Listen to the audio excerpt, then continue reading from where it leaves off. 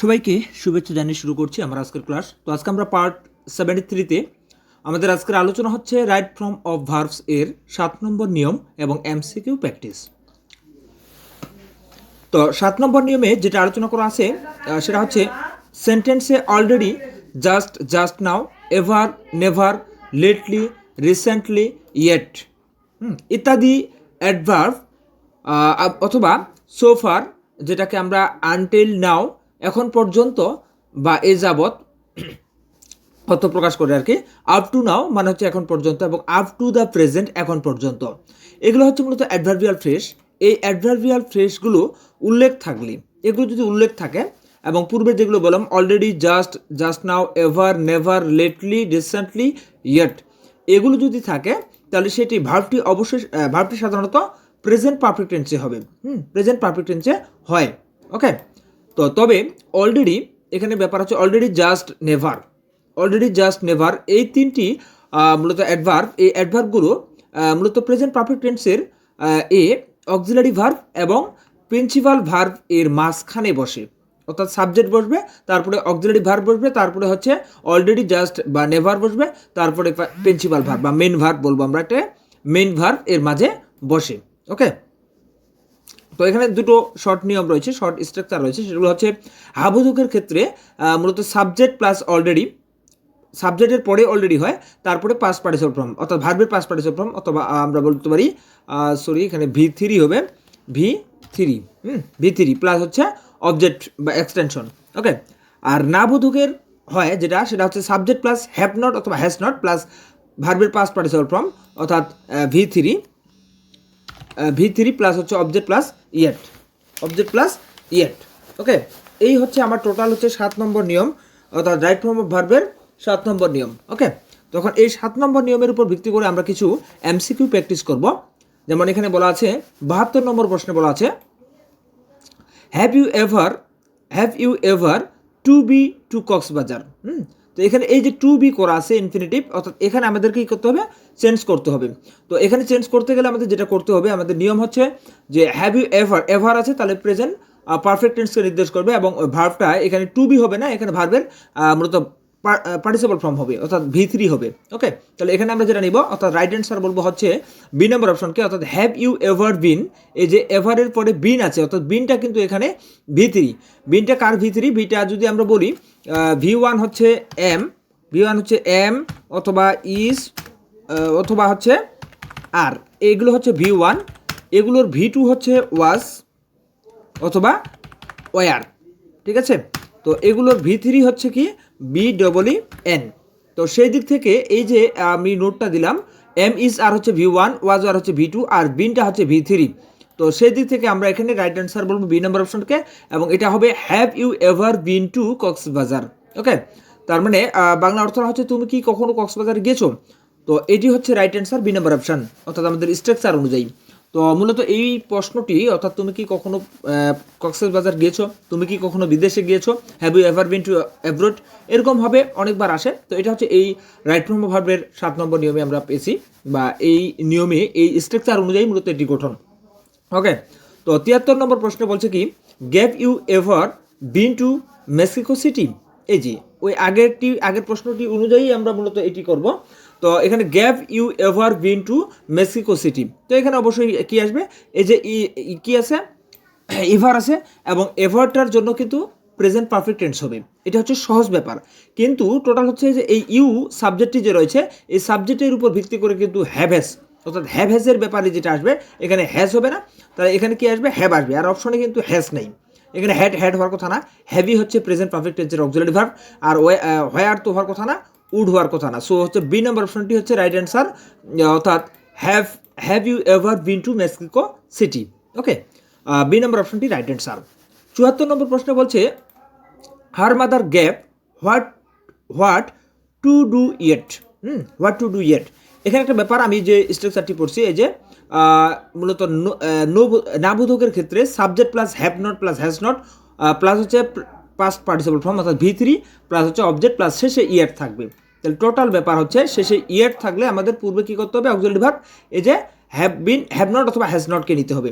তো সেই দিক থেকে আমরা এটাকে রাইট অ্যান্সার বলবো হচ্ছে মূলত হ্যাজ নট যেখানে আছে, ঠিক আছে। রাইট অ্যান্সার হচ্ছে কি D number option, hasn't decided. Hasn't decided, এখন সিদ্ধান্ত হয়নি আর কি, এরকম ব্যাপার। তো hasn't decided what to do yet, D নাম্বারটি অপশন, ডি নাম্বারটি রাইট অ্যান্সার। ওকে, 75 নম্বর প্রশ্ন বলছে জাস্ট নাও। এই যে জাস্ট নাও থাকলে প্রেজেন্ট পারফেক্ট টেন্সকে নির্দেশ করে, তো সেদিক থেকে হ্যাভ হ্যাজকে নির্দেশ করবে এবং ভি থ্রিকে নির্দেশ করবে। তো আমরা দেখি হি gave his dinner but he Sage he will see when he is finished. ওকে, তো এখানে আমরা রাইট অ্যান্সার বলবো হচ্ছে বি নম্বর অপশনকে, হ্যাজ হ্যাড। মানে হ্যাডটা কিন্তু এখানে ভি থ্রি হিসেবে কাজ করছে কার, আমরা যদি একটু নোট করি, আমরা জানি মূলত হ্যাভ অথবা হ্যাজ হচ্ছে কি V1 আর এইচডি হ্যাড হচ্ছে তোমার V2 আর এটি মূলত হচ্ছে V3, ঠিক আছে। তো সেই দিক থেকে এখানে আমরা যেহেতু জাস্ট নাও আছে প্রেজেন্ট পারফেক্ট নির্দেশ করে, যার জন্য আমরা হ্যাজকে নেব, আর এরপরে V3 লাগবে, অন্য কোনো অপশনে কিন্তু এটি নেই, যার জন্য এই হ্যাডটা V3 হিসেবে কাজ করছে, যার জন্য এটাকে আমরা রাইট অ্যান্সার বলবো। ওকে, এই নোটটি আমি একটু রেড করে দিলাম। ওকে, এই 76 নম্বর প্রশ্ন বলছে চুজ দ্য কারেক্ট সেন্টেন্স, অর্থাৎ আমাদের সঠিক সেন্টেন্সটিকে নির্ণয় করতে হবে। তো সেদিক থেকে রাইট অ্যান্সার বলবো হচ্ছে C number option, I have. এখানে কিন্তু আই এর পরে অ্যাপোস্ট্রফি দিয়ে ভিই আছে, যার জন্য আমরা এখানে আই হ্যাভকে ধরবো। এবং আই হ্যাভ নেভারের পরে বিন টু আমেরিকা। আমরা মূলত নিয়মে পড়ছি যে নিয়মটা একটু ব্যাকগ্রাউন্ডে আমরা যাই। ব্যাকগ্রাউন্ডে বলছি কি যে অলরেডি, জাস্ট, নেভার ইত্যাদি অ্যাডভার্বগুলো মূলত প্রেজেন্ট পারফেক্ট টেন্স এ অক্সিলারি ভার্ব এবং প্রিন্সিপাল ভার্বের মাঝখানে বসে। ওকে, তাহলে এখানে এই যে হ্যাবের মাঝখানে হচ্ছে নেভার, আর এরপরে কিন্তু বিন, অর্থাৎ প্রিন্সিপাল ভার্ব এখানে হচ্ছে বিন। সো এটি হচ্ছে right answer, C number option. ওকে, 77 নম্বর প্রশ্ন বলছে হি gave for his club in 65 match সোফার। ওকে, তো এখানে আমরা রাইট অ্যান্সার বলবো হচ্ছে এ নম্বর অপশন, অর্থাৎ যেহেতু এখানে এই যে সোফার আছে, সোফার যেটা নির্দেশ করে মূলত আমরা নিয়মে পড়ছি যে আনটিল নাও, এখন পর্যন্ত বা এই যাবত, ঠিক আছে। এই আনটিল নাওকে নির্দেশ করে, যেটা মূলত প্রেজেন্ট পারফেক্ট টেন্সকে নির্দেশ করে, যার জন্য আমরা এখানে কিন্তু রাইট অ্যান্সার বলবো হচ্ছে এ নম্বর অপশন, হ্যাজ প্লেড। আর বাকি অপশনগুলো মূলত ভুল রয়েছে, right answer A number option, has played. ওকে, আচ্ছা, তো 78 নম্বর প্রশ্ন বলছে I gave him only one letter up to নাও। এই যে আপ টু নাও কিন্তু আমরা নিয়মে পাইছি, আপ টু নাও থাকলেও মূলত প্রেজেন্ট পারফেক্ট টেন্সকে নির্দেশ করে, যার জন্য রাইট অ্যান্সার হচ্ছে have sent. Have plus sent, অর্থাৎ হ্যাভটা হচ্ছে অক্সিলারি ভার্ব আর সেন্টটা হচ্ছে V3। ওকে, 59 নম্বর প্রশ্ন বলছে have you ever gap in ice cold water. ঠিক আছে, তো হ্যাভ ইউ এভার এটা নিয়ে আমি প্রথমে আলোচনা করেছি, যার জন্য এখানে আমরা এভারের পরে V3 বসাবো। V3 হচ্ছে মূলত সুইম, SWIUM, সুইম হচ্ছে মূলত V3, এটি হচ্ছে রাইট অ্যান্সার। ওকে, 80 নম্বর প্রশ্ন বলছে I have not yet two ড্রিঙ্কটা মূলত এখানে ইনফিনিটিভ করা আছে, এটাকে আমাদের রাইট করতে হবে। এরপর বলছে দ্য গ্লাস অফ মিল্ক, তো এখানে ইয়েট থাকার কারণে মূলত আমি নিয়মে বলছি হ্যাভ নট, ইয়েট শেষে আছে এবং সামনে কিন্তু হ্যাভ নট আছে, ঠিক আছে। আর এরপরে টু ড্রিঙ্ক এটাকে আমরা রাইট অ্যান্সার করবো হচ্ছে V1 করবো কেবল, ঠিক আছে, কেবল V1, এখানে V3 করবো, অর্থাৎ যেহেতু হ্যাভ নট আছে, হ্যাভ নট ইয়েট, তারপরে মূল ভার্ব আসবে, মূল ভার্বটা অবশ্যই V3-তে আসবে। সো এই দিক থেকে রাইট অ্যান্সার হচ্ছে এ নাম্বার অপশন, ডাঙ্ক। ডাঙ্ক হচ্ছে এখানকার রাইট অ্যান্সার। ওকে, আর 81 নম্বর প্রশ্ন বলছে I gap finished my letter yet. এই যে ইয়েট আছে, ইয়েট থাকলে পূর্বে কি আসবে, হ্যাভ নট অথবা হ্যাজ নট আসবে। সেদিক থেকে রাইট অ্যান্সার হচ্ছে C number option, have not. Okay, I have not, I এর সাথে হ্যাজ হয় না, যার জন্য আমরা হ্যাভ নট করবো। ওকে, আর 82 নম্বর প্রশ্ন বলছে he has just gap out. He has just gap out, এখানে জাস্ট আছে, যার জন্য প্রেজেন্ট পারফেক্ট টেন্সকে নির্দেশ করবে, এবং এখানে যেহেতু হ্যাজ আছে, হ্যাজের পরে যে ভার্বটা আসবে সেটা হচ্ছে V3। সেই ক্ষেত্রে আমরা রাইট অ্যান্সার বলবো এ নাম্বার অপশন, গন। ঠিক আছে, গো, ওয়েন্ট, গন। গন হচ্ছে এখানকার রাইট অ্যান্সার, গন হচ্ছে V3। ওকে, আর 83 নম্বর প্রশ্ন বলছে হি গ্যাপ আউট জাস্ট নাও। এখানে যেহেতু জাস্ট আছে, এই জাস্ট নাও এর যেহেতু নির্দেশ করছে, তার জন্য এটা কিন্তু আমরা বলবো হচ্ছে প্রেজেন্ট পারফেক্ট টেন্স, যার জন্য হচ্ছে হ্যাজ বা হ্যাভ প্লাস V3 আসবে। তো সেদিক থেকে রাইট অ্যান্সার কেবল হচ্ছে C number option, has gone. He has gone, অর্থাৎ হিটা থার্ড পারসন সিঙ্গুলার নাম্বার, যার জন্য হি এর পরে হ্যাজ হয়, হি হ্যাজ গন হবে right answer, C number option. ওকে, 84 নম্বর প্রশ্ন বলছে the curse gave an accident. ঠিক আছে, the curse gave an accident.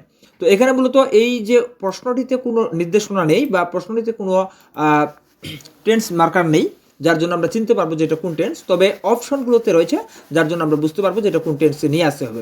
ওকে, এই যে হ্যাড জাস্ট হ্যাভ এটি ঠিক না, কারণ হ্যাডটা হচ্ছে পাস্ট পারফেক্ট টেন্স। তো আমরা মূলত জাস্ট পাইলে কি করব, প্রেজেন্ট পারফেক্ট টেন্স করব, পাস্ট পারফেক্ট টেন্স না। ওকে, আর এখানে বলছে জাস্ট হ্যাজ, এটা হয় না, মূলত সাবজেক্টের পরে জাস্ট বসে না, সাবজেক্টের পরে অক্সিলারি ভার্বের পরে জাস্ট বসে, তারপরে হচ্ছে ভার্বের ভিতরে বসে, এটা হবে না, হ্যাডটা হবে না। সেক্ষেত্রে রাইট অ্যান্সার হচ্ছে D number option, have just had, অর্থাৎ হ্যাভ হ্যাজের পরে জাস্ট প্লাস মেন ভার্ব, অর্থাৎ হ্যাডটা হচ্ছে মেন ভার্ব এখানে এবং ভি3, ঠিক আছে। সেই ক্ষেত্রে আমরা ডি নম্বর অপশনটিকে রাইট বলবো।